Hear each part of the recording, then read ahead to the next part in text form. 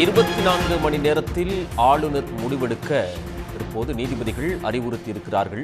அரசியல் சாசன சட்டப்படி தமிழ்நாடு அரசுடன் பேச்சுவார்த்தை நடத்தி ஆளுநர் முடிவெடுக்க வேண்டும் என்று உச்சநீதிமன்றம் தெரிவித்திருக்கிறது.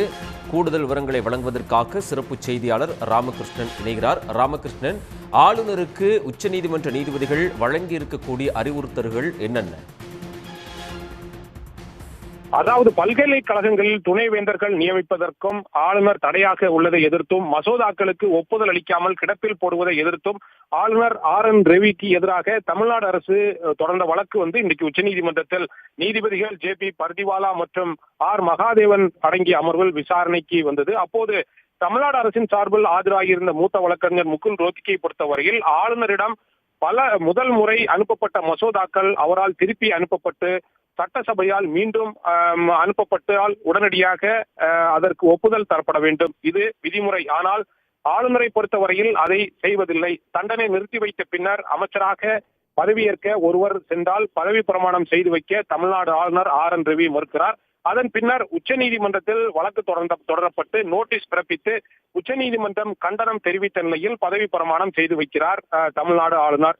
பல்கலைக்கழகங்களுக்கு துணைவேந்தர்கள் நியமிக்காததால் பல்வேறு பணிகள் பாதிக்கப்பட்டிருக்கின்றன என்று தமிழ்நாடு அரசு சார்பில் ஆஜராகியிருந்த மூத்த வழக்கறிஞர் அபிஷேக் சிங்வி தன வாதங்களை சுட்டிக்காட்டி வாதம் முன்வைத்தார். அரசியல் சாசன விதிமுறைகளின்படி ஆளுநர் நடந்து கொள்வதில்லை என்று புகார் கூறப்பட்டது.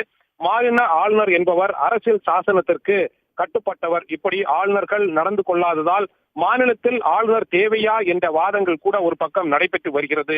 அதனை கவனத்தில் கொள்ள வேண்டும் என்று நீதிபதிகளிடம் சுட்டிக்காட்டினார்.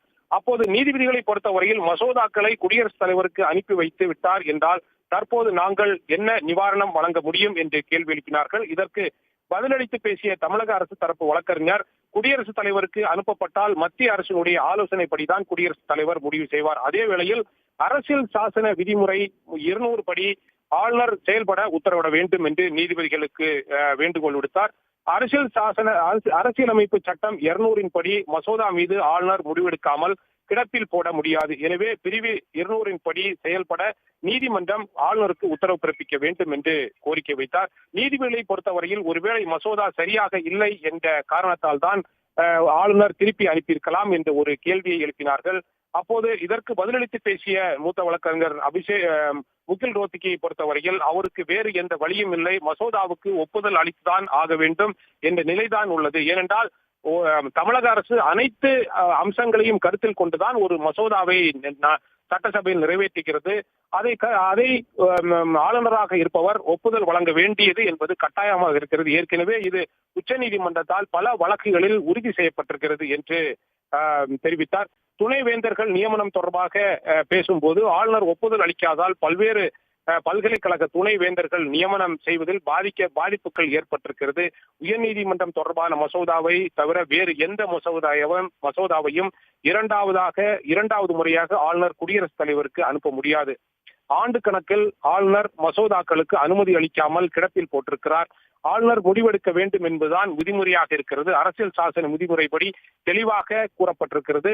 கடந்த 2023 ஆண்டு அரசியல் சாசனப்படி ஆளுநர் செயல்பட வேண்டும் என்று உச்சநீதிமன்றம் பல்வேறு முறை உத்தரவுகளை பிறப்பித்திருக்கிறது. ஆனால் அதன் பின்னரும் ஆளுநர் தாமதமாகவே தனது செயல்பாடை தெரிவித்துக் கொண்டிருக்கிறார். பின்னர் 10 மசோதாக்களையும் குடியரசுத் தலைவருக்கு அனுப்பியிருக்கிறார். ஆளுநர் செயல் அரசியல் சாசனத்திற்கு எதிராக இருக்கிறது, கேலி கூத்தை செய்வதாகவே இருக்கிறது. அரசியல் சாசனம் கால நிர்ணயம் செய்யவில்லை என்பதற்காக ஆளுநர் முடிவுகளை எடுக்காமல் இருக்க முடியாது என்று வாதங்களை முன்வைத்தார். தமிழக அரசு தரப்பில் ஆஜராகியிருந்த மூத்த வழக்கறிஞர் அபிஷேக் சிங்வியை பொறுத்தவரையில் அரசியல் சாசன விதிகளின் கீழ் கூடுதல் ஆப்ஷன் என்பது அவருக்கு இல்லை. அரசியல் சாசன விதிகள் 200 கீழ் முறையான வழிமுறைகளை அவர் பின்பற்றப்படுவதில்லை. அவருக்கு விருப்பமான வழிகளில் அரசியல் சாசன விதிகளை புரிந்து கொண்டு தமிழ்நாடு ஆளுநர் செயல்பட்டுக் கொண்டிருக்கிறார் என்று வாதங்களை முன்வைத்தார். மேலும் அபிஷேக் சிங்கியை பொறுத்தவரையில் எந்த காரணத்தையும் கூறாமல் மசோதாவை கிடப்பில் போட்டு வைப்பது சட்ட விரோதம். மேலும் ஏற்கனவே பல முறை உச்சநீதிமன்றம் தெரிவித்ததற்கு பிறகும் தமிழ்நாடு ஆளுநர் சரியாக செயல்படாமல் தமிழக அரசுக்கு எதிராகவே செயல்பட்டுக் கொண்டிருக்கிறார் என்று வாதங்களை முன்வைத்தார். நீதிபதிகளை பொறுத்தவரையில் வழக்கு வியாழக்கிழமைக்கு ஒத்திவைப்பதற்கு முன்பு தமிழக அரசு அனைத்து தரப்பு வாதங்களையும் முடிக்க வேண்டும் என்று ஒரு கோரிக்கை வைத்தார்கள். உடனுக்குடன் செய்திகளை தெரிந்து கொள்ள சன் நியூஸ் பெல் ஐகானை கிளிக் பண்ணுங்க.